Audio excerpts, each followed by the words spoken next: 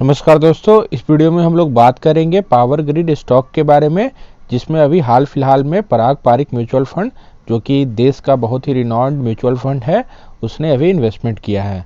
तो क्या हम लोग को भी इन्वेस्टमेंट करना चाहिए और कब करना चाहिए, चार्ट एनालाइज करके भी बताएंगे। तो वीडियो के अंत तक बने रहिए, बहुत ही इंटरेस्टिंग वीडियो होने वाला है। और जैसा कि हम लोग देख रहे हैं दोस्तों कि पावर ग्रिड ऑफ इंडिया में करीब 3.85% का इन्वेस्टमेंट किया है पराग पारिक म्यूचुअल फंड ने। और बहुत सारे ब्रोकरेज हाउसेस का भी मानना है कि पावर ग्रिड नियर टर्म में आपको 242 तक का प्राइस दिखा सकता है। अभी प्राइस पावर ग्रिड का चल रहा है 205 एनएसई पे, तो 242 तक प्राइस दिखा सकता है। तो करीब आपको 15 to 20% यहाँ से रिटर्न आसानी से मिल सकता है, और 5% डिविडेंड तो कंपनी देती ही है।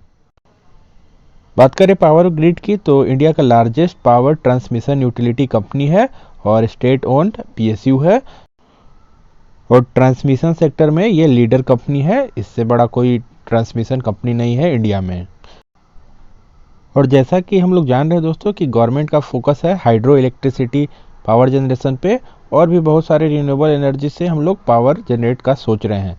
तो इससे पावर जनरेशन बहुत ही ज़्यादा हैवी क्वांटिटी में होने वाला है। सोलर एनर्जी, ये सब में हम लोग पावर जनरेशन देख सकते हैं।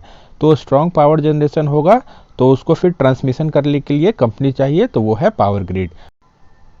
पावर डिमांड जो इंडिया में रहेगा वो ग्रो करने का जो रेट रहेगा करीब 8 से 8.5% तक फिजिकल ईयर 2022 में हम लोग को देखने को मिल सकता है। इकरा के द्वारा, इकरा एक रेटिंग एजेंसी है, उसने अनुमान लगाया है। और high capex outlay will lead to revenue traction.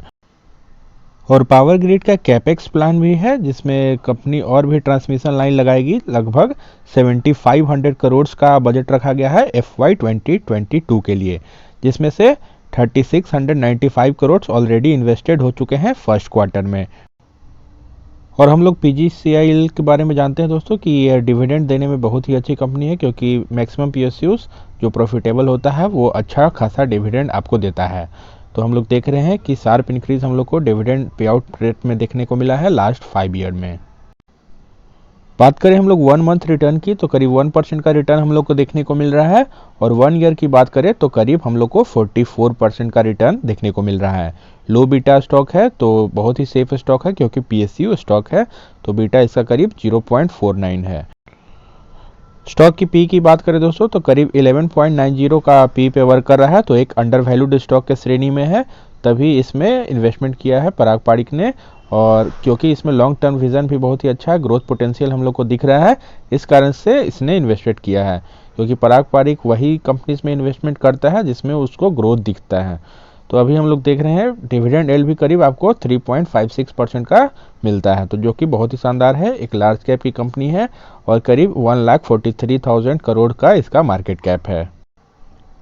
बात करें हम लोग रेवेन्यू की, तो करीब 2018 में पावर ग्रिड का जो रेवेन्यू था वो 34,000 करोड़ के करीब था, जो कि 2021 में हम लोग को बढ़ते हुए दिख रहा है 41,000 करोड़ के करीब। तो बहुत ही अच्छा हम लोग को लीनियर इंक्रीज देखने को मिल रहा है सेल्स ग्रोथ में। और हम लोग प्रॉफिट ग्रोथ में भी देख रहे हैं, तो प्रॉफिट ग्रोथ भी हम लोग को लीनियर दिख रहा है। 2018 में जहां 8,000 करोड़ के करीब इसका प्रॉफिट था, वहीं 2021 में बात करें तो 12,000 करोड़ के करीब था।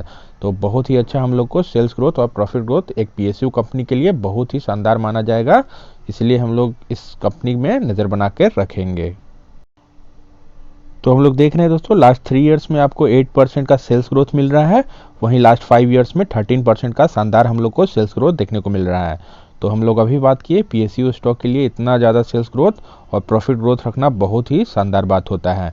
तो लास्ट 3 ईयर्स में करीब 22% का शानदार हम लोग को प्रॉफिट ग्रोथ देखने को मिला है, और लास्ट 5 ईयर्स में हम लोग को 16% का शानदार हम लोग को प्रॉफिट ग्रोथ देखने को मिला है। और बात करें हम लोग स्टॉक के रिटर्न की, तो करीब 1 ईयर में लगभग 44% का शानदार रिटर्न हम लोग को देखने को मिला है, और लास्ट 3 ईयर्स में 12% का रिटर्न हम लोग को मिला है। तो जो एक PSU स्टॉक के लिए बहुत ही ज़्यादा है, क्योंकि हम लोग डिविडेंड भी 4% to 5% काउंट कर रहे हैं, प्लस इतना रिटर्न भी बहुत ही सफिशिएंट माना जाएगा। क्योंकि एक लो बीटा स्टॉक है, सेफ स्टॉक है, कंपनी कहीं डूबने वाला नहीं है, इसलिए हम लोग इसमें इन्वेस्टमेंट का कुछ क्वांटिटी सोच सकते हैं। और रिटर्न ऑन इक्विटी की बात करें तो लास्ट 3 ईयर्स में करीब 18% का शानदार रिटर्न ऑन इक्विटी भी रहा है। शेयर होल्डिंग पैटर्न की बात करें तो प्रमोटर्स जो कि गवर्नमेंट ऑफ इंडिया है करीब 51.34% का होल्डिंग है और एफआईआईज के पास लगभग 27.87% का होल्डिंग है और डीआईआईज के पास 8.34% का होल्डिंग है और पब्लिक की बात करें तो 12.41% का होल्डिंग पब्लिक के पास है। तो ओवरऑल प्रमोटर्स के पास अच्छा खासा होल्डिंग है, एफआईआईज ने भी अच्छा इसमें स्टेक ले रखा है, तो शेयर होल्डिंग पैटर्न भी अच्छा है। और अब हम लोग बात करेंगे दोस्तों अपने यूनिक मेथड की कि कैसे हम लोग को इन्वेस्टमेंट करना है और कब हम लोग इन्वेस्टमेंट करेंगे तो हम लोग को अच्छा खासा रिटर्न मिलेगा, जो नॉर्मल मार्केट कंडीशन में मिलता है उससे कहीं ज़्यादा रिटर्न हम लोग को मिलेगा। तो हम लोग 3 इंडिकेटर्स लगाते हैं। पहला 20 का मूविंग एवरेज जो कि आपको ब्लू लाइन शो कर रहा होगा। दूसरा हम लोग 200 डेज का मूविंग एवरेज यूज करते हैं जो कि आपको पिंक लाइन शो कर रहा होगा। और तीसरा इंडिकेटर हम लोग पिवट पॉइंट या पिवट लाइन भी बोलते हैं इसको, ये आपको सपोर्ट या रेजिस्टेंस बताता है। तो तीनों इंडिकेटर्स आप लोग लगा लीजिएगा। जीरोधा के चार्टिंग प्लेटफॉर्म हम लोग यूज़ करते हैं। तो हम लोग बेस्ट कब बाई करना पसंद करते हैं, जब प्राइस वेल बिलो 200 डेज के मूविंग एवरेज से चले। तो हम लोग 200 डेज के मूविंग एवरेज से नीचे चलेगा प्राइस तो वैसे सिचुएशन में अपना मैक्सिमम क्वांटिटी हम लोग बाई करेंगे और 200 डेज के मूविंग एवरेज के करीब में भी बाई कीजिएगा, तभी भी आपको अच्छा एंट्री मिलेगा। लेकिन अगर बात करें हम लोग 200 डेज के मूविंग एवरेज के बहुत ही ज़्यादा ऊपर खरीदेंगे तो वैसे सिचुएशन में हम लोग ट्रैप्ड हो जाएंगे और बहुत ही ज़्यादा चांसेस रहेगा कि यहाँ पे एफआईआईज डीआईआईज का सेलिंग आएगा, तो यहाँ से फिर प्राइस नीचे आ जाता है। इसलिए कभी भी हम लोग को 200 डेज के मूविंग एवरेज से बहुत ही ज़्यादा दूर हम लोग को बाई नहीं करना है। हम लोग को कब बाई करना है, जब अच्छा खासा करेक्शन हो जाए और प्राइस 200 डेज के मूविंग एवरेज के करीब में मिले हम लोग को। तो वैसे सिचुएशन में बाई कीजिएगा तो आपको अच्छा एंट्री मिलेगा और कभी भी आप ट्रैप्ड नहीं होइएगा। तो हम लोग प्राइस 200 डेज के मूविंग एवरेज के करीब चलेगा तो हम लोग बाई करेंगे। और इसमें हम लोग बात करें जो हम लोग मेथड प्रॉफिट बुकिंग का करते थे कि प्राइस 200 डेज के मूविंग एवरेज से बहुत ही ज़्यादा दूर चला जाए तो हम लोग कुछ प्रॉफिट बुकिंग का भी सोचते थे। लेकिन हम लोग बात करें ये डिविडेंड स्टॉक है तो डिविडेंड स्टॉक में हम लोग प्रॉफिट बुकिंग नहीं करते हैं। कुछ स्टॉक आप लोग बाई कीजिएगा ग्रोथ वाला जिसमें आप लोग प्रॉफिट बुकिंग भी करते हैं, लेकिन डिविडेंड वाला जो कंपनी रहता है उसमें हम लोग प्रॉफिट बुकिंग नहीं करेंगे। प्रॉफिट बुकिंग करेंगे तो डिविडेंड हम लोग को कैसे मिलेगा, तो इसलिए हम लोग बाई करेंगे 200 डेज के मूविंग एवरेज के करीब में और नीचे में, लेकिन हम लोग प्रॉफिट बुकिंग इसमें नहीं करेंगे। लॉन्ग टर्म के लिए होल्ड करेंगे, करीब मान लीजिए 5 to 10 ईयर का विजन लेके चलिएगा डिविडेंड स्टॉक में भी, तब हम लोग को अच्छा खासा फ़ायदा मिलेगा। तो पीएसयू स्टॉक में हम लोग ज़्यादा रिटर्न की अपेक्षा नहीं रखते हैं दोस्तों। करीब मान के चलेंगे कि हम लोग 15% तक रिटर्न आसानी से निकाल सकते हैं इस मेथड को अगर रेगुलरली आप लोग फॉलो कीजिएगा तो 15% रिटर्न और 5% डिविडेंड तक मिल सकता है। 10 to 15% रिटर्न हम लोग मान के चल रहे हैं तो इतना आपको रिटर्न मिल सकता है और प्लस 5% डिविडेंड तो फिक्स्ड है। तो हम लोग देख रहे हैं प्राइस 200 डेज के मूविंग एवरेज से अभी थोड़ा अच्छा खासा दूर चल रहा है और यहाँ पे आपको रेजिस्टेंस दिख रहा होगा इस हॉरिजॉन्टल लाइन पे। तो अगर प्राइस इस हॉरिजॉन्टल लाइन या पिवट लाइन को ब्रेक कर देता है ऊपर की तरफ तो अच्छा खासा मोमेंटम हम लोग को ऊपर की तरफ देखने को मिलेगा, नहीं तो फिर से और अच्छा करेक्शन हम लोग को देखने को मिल सकता है और नीचे वाला पिवट पर भी आ सकता है।